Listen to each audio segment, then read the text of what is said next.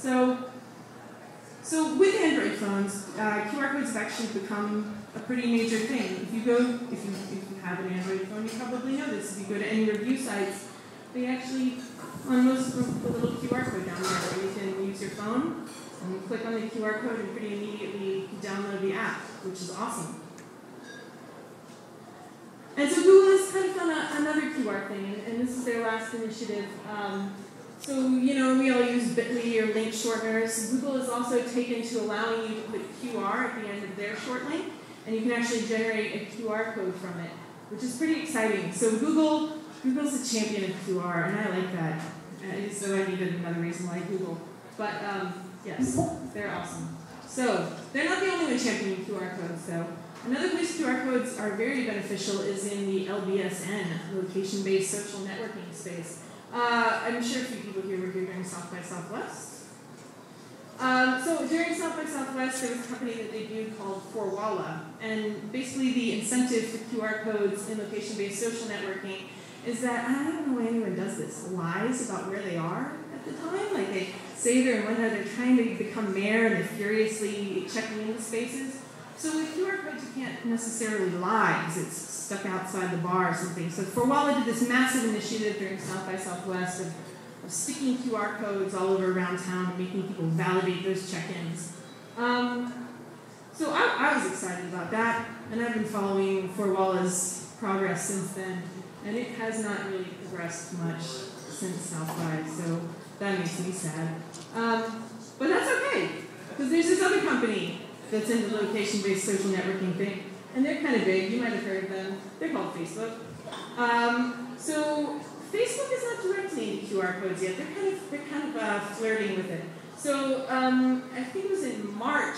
It started showing up on some of the Facebook profiles that it was view QR code or generate status QR codes. So where you could generate QR codes for your status or your page. It was just randomly kind of popping up. People were grabbing mad screenshots of it because it wasn't very official. So that in and of itself doesn't really mean anything. But nobody knows exactly when / if Facebook will enter the location-based social networking space, but it is speculated that if they do, they may do it with QR codes. So I kind of hope they do. And if they do, it could be even bigger because I'm sure almost all of you have a Facebook app on your phone. And if you do, and they integrated a QR code reader directly into said app that you already have, it could mean that one of the major hindrances of QR codes, which is that lots of people don't already have them downloaded, is suddenly reached because everybody will have it downloaded, and that's awesome. Now I just said location-based social networking is good for QR. I'm going to kind of backtrack that a little bit. And that it can actually kind of cannibalize on QR, because, let's see, Robert Quigley isn't in the audience, so I can say this. So I came to the States a while back and was like, QR codes, it's the future. I was like that uncle in The Graduate where it was like plastics. I was like, QR codes, it's the future. And Robert Quigley was actually like super into the idea, and I was like, wow, yeah, this is awesome. I was so excited. Long story short, how that turned out, the Statesman is now partnered with Forwalla.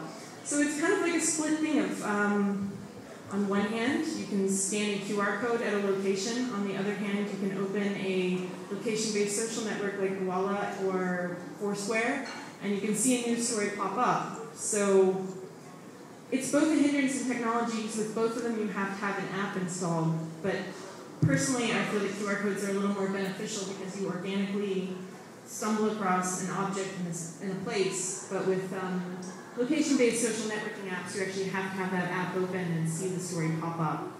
So it's different ways to skin cats.